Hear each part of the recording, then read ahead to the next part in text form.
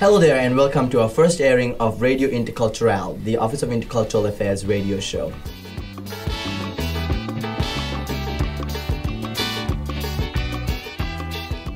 We have two very special guests here today from our own office.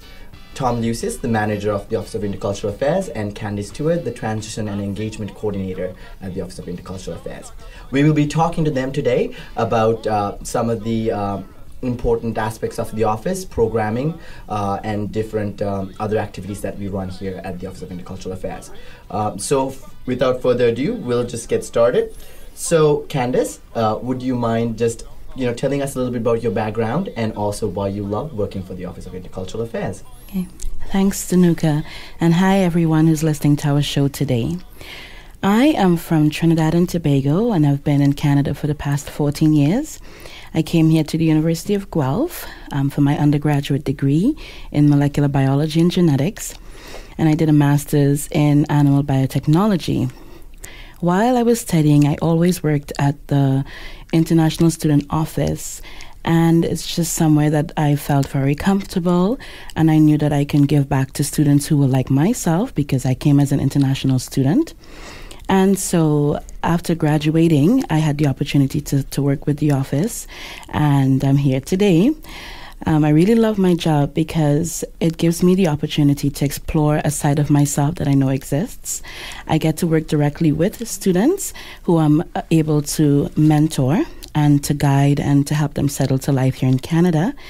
I also have the opportunity to grow professionally with this office, and it gives me the opportunity to give back to my alma mater. Oh, that's wonderful, Candace. So what about you, Tom? I know you've been here for about a year now, so what did you love about working for the Office of Intercultural Affairs? Thanks, Danuka.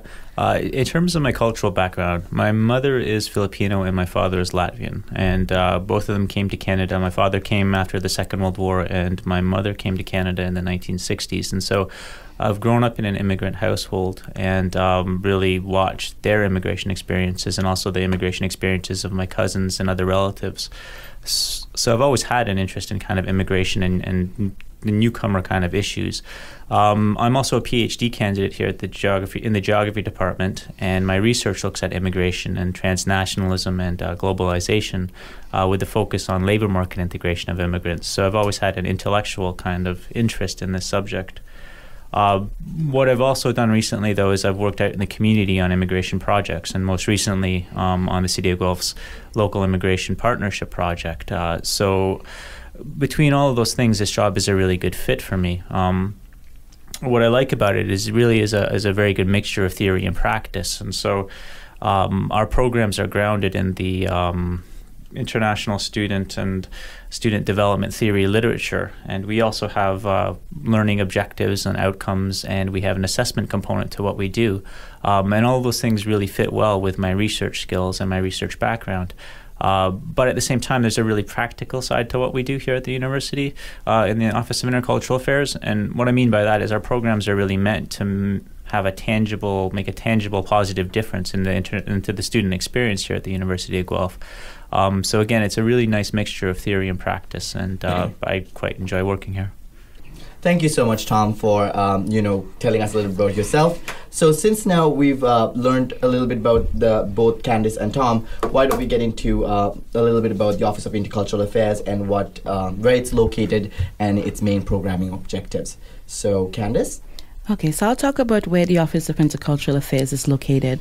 We are one of the units in the Department of Student Life, and our office is located on the 3rd floor of the University Center. So that's the main administration building here on campus, and we're located on the south side. So if you're coming up, you can take the south elevators or the south stairs to get to our offices. In terms of the programming and services that we provide, I think we really have three kind of core areas. First is the transition and integration programs and services for international students. And so really imagine the experience of coming to a new country, to a new university. Everything is different. The culture is different. The way people Academically, the culture is different as well, and the student really has to start from scratch, start all over again from the beginning. They're separated from their friends and family, and everything is really new. So a lot of our programs in this area help with that kind of transition and integration process. Excuse me. Next is programming for students from racially diverse backgrounds. The University of Guelph is becoming more culturally diverse in recent years, but students from racialized backgrounds are still very much a small minority in the overall student population. And so the literature suggests that students from culturally diverse backgrounds need to really see themselves reflected in university life and on campus.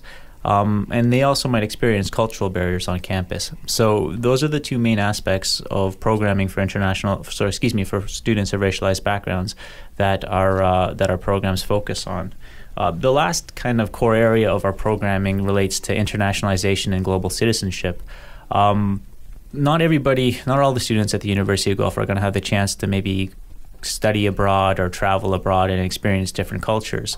But because of globalization and immigration, the world is becoming a really interconnected and culturally diverse place. And so some of the programs that we run in this area are intended to foster global citizenship and to give students who might not have the chance to go abroad an idea of what different world cultures are like. So that pretty well sums up the kind of three main areas of our programs. Candace, why don't you tell us a little bit about some of the main programming for international students who are coming from different countries here to study at the University of Guelph? Okay. So as Tom rightly said, international students come to Canada and require some assistance with transition. And so we have one program called Start International, which is the very beginning or very first program that they come into when they get here to Canada. It is usually the first 2 days before the official move-in at the University of Guelph. And at Start International, students have the opportunity to build community with current international students and also Canadian students. And they get an introduction to the resources that are available for them here at the university and within the city of Guelph. I think the next main program that we have for international students is called the LINK program. The LINK program is a peer buddy program where incoming international students are linked up with domestic students who kind of act as their guides and help show them around and familiarize them with life at the University of Guelph. What makes our program different, though, from other peer kind of programs is that our program has three main components, and these are an educational component, a language component, and also a social component. I think what you find at other universities is that typically these sort of peer programs would be, say, primarily a social program, and so people meet up and they go to the pep rallies, or they go out, or they go, I think in some cases I've read about tailgate parties, or they'll be, say, strictly a language program where it's all about language. Again, ours integrates the three different aspects, and then that makes it quite special, at least in my opinion. So, for example, this year what we've done is we have kind of partnered up with Writing Services Conversational English program, and this gives students the opportunity in a very structured way to incoming students to work on their English language skills. At the same time, we also do host several social functions, but these social functions also have an educational component, so they aren't just sort of random places where people gather and hang out, but rather they're opportunities for students to learn about Canadian culture and also other cultures as well, and also learn other kind of intercultural communication skills. So I think the LINK program is, again, a really good program for incoming students, but it's also a great program for domestic students because on the one hand, you get the satisfaction of helping a new student, again, a student who is new to Canada, new to the university. But at the same time, the domestic student gets the opportunity to learn about different global cultures, learn about other places in the world, and again, just make friends with people from other areas in the world. And we have LINK alumni who have been telling us about how, as a result of being in this program, they now have friends all over the world that they at times go visit, and so that's quite a benefit, at least in my opinion, again. Okay. And after students transition here, we also aid with their settlement, because it's one thing to come and get accustomed to another culture, but how do you actually live here in Canada. So the International Student Advisor's Office, and the International Student Advisor is Benny Quay. He will be featured on a radio show to come. He offers some workshops for students to help them renew study permits, work permits, and even to apply for permanent resident status if they decide to stay in Canada permanently after graduation. We also have settlement programs where students are able to be exposed to Canadian culture and learn a little bit more about where they are currently residing. And these programs are also open to families of the international students. So we go on some excursions to learn about Canada, so things like maple syrup trips and Niagara Falls, which is a landmark that everyone from all around the world knows. So it's just amazing to go with these students and see their reaction to just, knowing that they're actually in Canada seeing Niagara Falls. We also have holiday dinners with on and off campus groups. And if there are any interested partners out there who would like to provide dinners for students, whether it's a church group or a religious group, or whether it's a family who wants to meet a new international student to get to learn about their culture and to share Canadian culture, please feel free to contact us. And we also have English for Everyday Life classes, as some of our families are unable to access some of the programs offered by the city. We offer these classes through the family housing and through the Salvation Army. So we have teachers who come to the students or to the families of these students and just help them with everyday English. So how do you go to the grocery store? How do you ask for certain things? How do you take a taxi or the bus here in the city? And it's such a great program. We do have a lot of families coming out at times, and these are some of the programs that we have to help with transition and settlement of students here in Canada. Leave it behind for the sun and the one. I know I'm not alone, though it feels that way. I say all that's left behind, time after time, resign and give it away. Give it away. All that's left behind, time after time, resign and give it away. Give it away. Randa jogi me jugiyani, jana jogina. Randa jogi me jugiyani, jana jogina. So thank you guys for all that wealth of information sharing with our viewers today. So why don't we talk a little bit about the programming that's offered for the racially and culturally diverse background students here at Guelph. Tom? Thanks, Danuka. So I think in terms of this area of our programming, our main initiative is called Diversity in Action. And so Diversity in Action is it's a multifaceted program, which is a combination of poster series, workshops, and also social educational events. And at its core, the program is intended to help students from racially diverse backgrounds see themselves represented in university life and see in campus life and events. The program is also really geared at raising awareness of the benefits of cultural diversity on campus and some of the contributions students from racially diverse backgrounds have made on campus. So, for example, in this latest round of the poster series that we have, we look at the contributions made by students in the areas of things such as sports, art, music, dance, advocacy, and media. In terms of the workshops, some of the Diversity in Action workshops focus on teaching intercultural communication skills, and these can be really of benefit for not only incoming students, but also students who plan on going abroad. So for example, again, if you plan on going overseas, even if it's, say, for your vacation and things like that, these workshops are intended to kind of at least give you a heads up that different places in the world, the mode of communication is different, and we hope to teach you the skills, or at least some of the skills, so when you go abroad, you have a better idea and a more fulfilling experience overseas, as it were. This year, our educational social events are quite closely tied to the poster series. The first one that we'll be having is in October, on October 19th, and it's in partnership with the Aboriginal Resource Centre, the School of Fine Art and Music, and the Royal Bank. And so this event takes place at the Macdonald Stewart Art Gallery, and it'll be a panel discussion about how culture influences the work of Aboriginal artists. And again, in this sort of discussion, we want to just raise the idea and have a discussion about how cultural diversity influences different people's forms of expression. And in the upcoming winter semester, we're going to be having a similar discussion, but looking at how cultural diversity influences things such as music and also sports and media. And so I guess in a nutshell, that's the Diversity in Action campaign. Another service that we have for students of racially diverse backgrounds is the Chroma Project.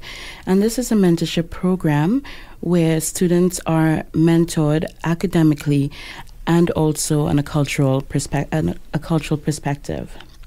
So mentors are faculty, staff, or graduate students here at the university who are paired up with these students, because the mentors are people as well who have gone through similar experiences and who can share those experiences with students and help these students to get through their university life here.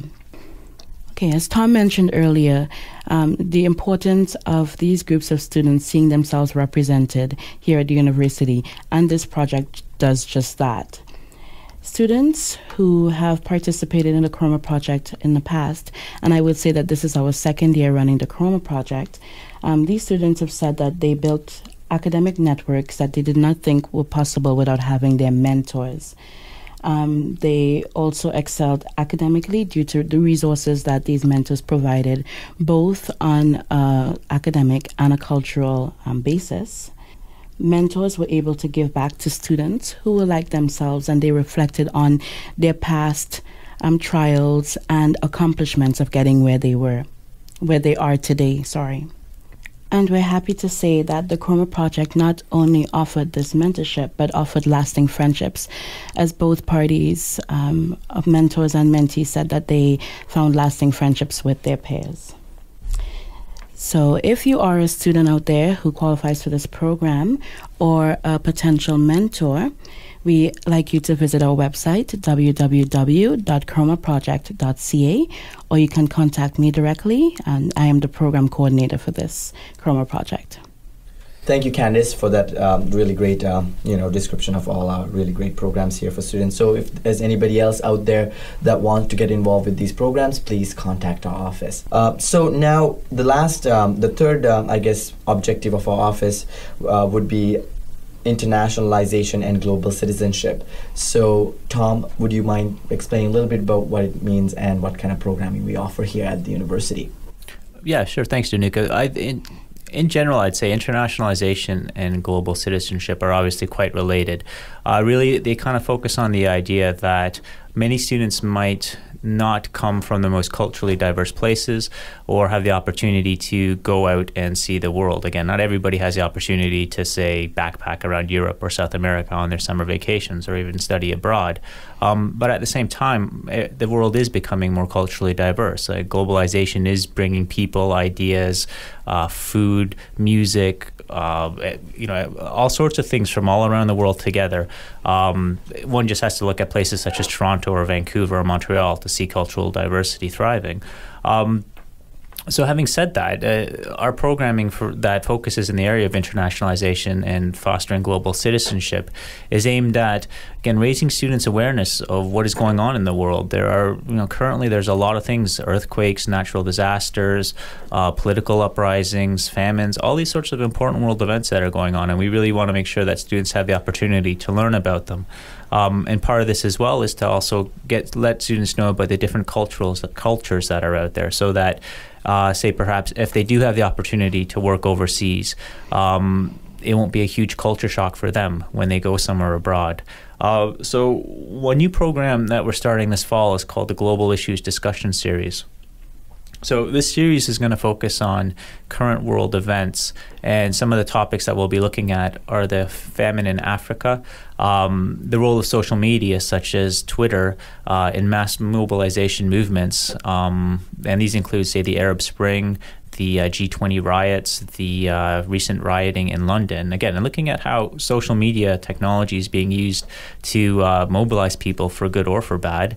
Another topic is going to be the drug war in Mexico. And the fourth topic is going to be a discussion on multiculturalism. And in this case, quite recently, a lot of prominent politicians in Europe have come out against multiculturalism and saying that it's a failed idea. But we really want to examine multiculturalism in the Canadian context because it's not quite the same thing, and have a discussion about it and see what people think. The format for the show is a little bit different than most discussion series, and what I mean by that is that there's also going to be an online component to it.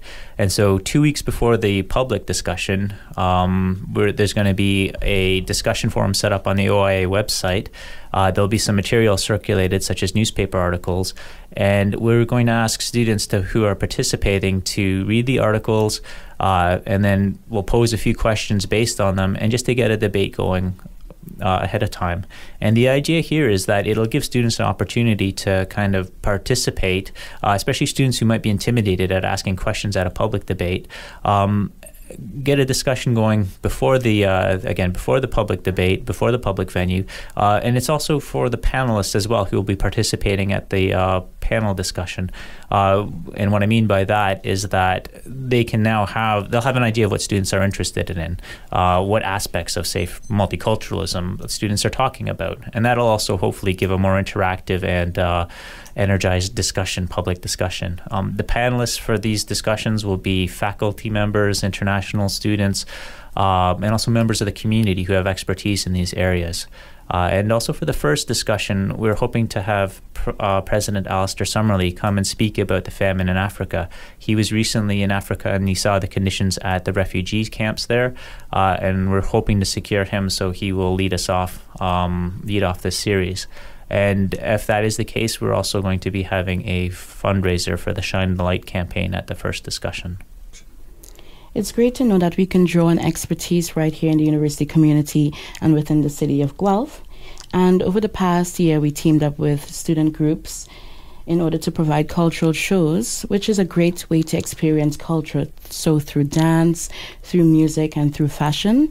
So over the past year, we had the One World Show, which we teamed up with the International Student Organization. It's usually held in the winter semester at War Memorial Hall. And we also had Take a Walk Around the World with several cultural groups. And so, again, a great way to experience and to learn about international culture and, again, global citizenship. Thank you, Candace and Tom, for the great, discussion on all the programs that we have here at the Office of Intercultural Affairs. So, after running all these programs, or when we are running all these programs here at the office, there's probably a lot of challenges that we have to overcome. So why don't we talk a little bit about what kind of challenges we face and also how we overcome them. Tom? I think, in my opinion, one of the main challenges of our office relates to trying to build a community for our students without a space. And what I mean by that is that at the moment we don't have an international or cultural student center where, again, our students can come and hang out or access or learn about our services and, in general, build a community on campus. We're trying really hard to remedy that and really trying to find what avenues we can to get some space for students. But in the meantime, our office has to use things such as email and Facebook and contacts among student groups to spread information about, again, programs and services. And from this perspective, building community has been a little bit tricky. We're going to try some new things this year just in terms of better connections with student groups and student clubs. And again, the ISO, I think we'll have a really good relationship with them going forward, and same with Munford Center. So I'm quite optimistic and confident that we're going to be able to start to build community. But again, I think really building a community without a space for people to hang out and get to know each other on that kind of a level has been a little bit of a challenge. Okay, but some of the opportunities that come with having an increasing number of international students here on campus is that we get an increase in the representation from different countries, which diversify our university community and the city of Guelph more. So we get new ideas and concepts that are brought to our community of how just different aspects of our life here. And we get an opportunity, our office gets an opportunity to increase our programming to help with the increasing number of students. We also do have an increase in the interest in our office by students and also by community groups. So we have been able to increase our collaborations, and which makes obviously for better programming out there. I think one of the main opportunities that we have in this office is that we have a very supportive environment. And what I mean by that is that we are really lucky. The OIA is very lucky, in my opinion, because it is supportive on so many different levels.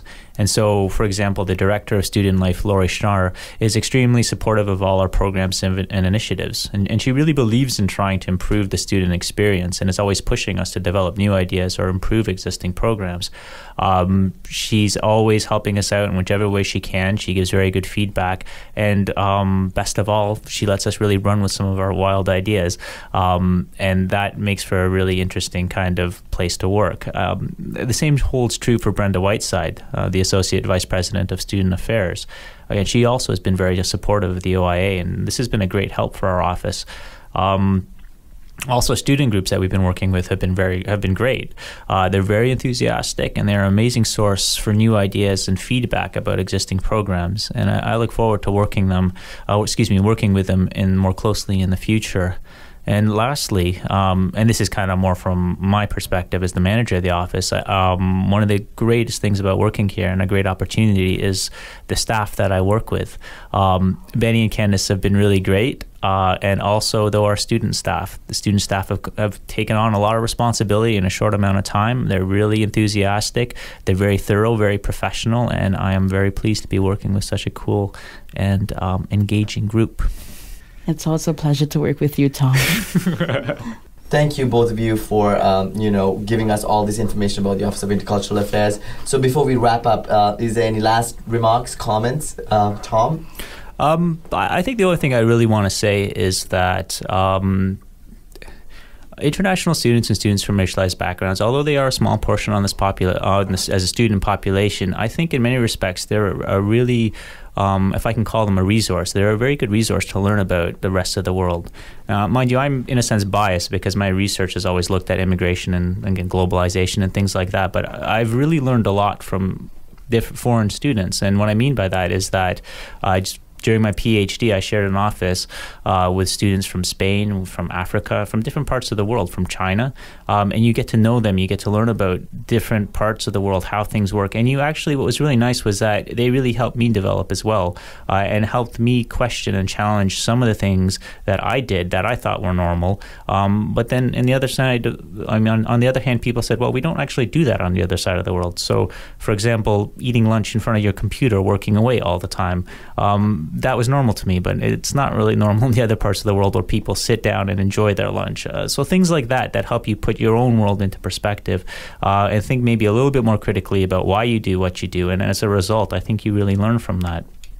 I guess my last comment is that I'm really looking forward to the upcoming year. I think there's a lot of opportunities, and I'm really excited for where this office is going to go, and I'm really happy to be part of it. Candace, what about you? Okay. Well, I'll just be my warm and fuzzy self and say that for the group of students that we serve, you're always welcome to come to our office. We're always there to help you. Anyone of our staff or student staff will be there to answer any questions that you may have or any concerns. And to contact us, my email address is Candace, Candace, @uoguelph.ca. So please don't spell my name Candice, or else you'll get my email address wrong. And our website is www.studentlife.uoguelph.ca/OIA. And I really hope to meet you all soon. Please come. We're very open. And I hope that you learned a lot about our programs today and that you'd like to participate. And looking forward to meeting you soon. Thank you, guys. That was wonderful. And I learned a lot about the Office of Intercultural Affairs as well. And it's my pleasure to, introduce you guys this new show that we're doing, and we hope that you tune in the following weeks for the rest of the airings of our radio show. So at the same time, I would like to thank all our listeners for tuning in at 93.3 CFRU, and hope to see you guys at another show.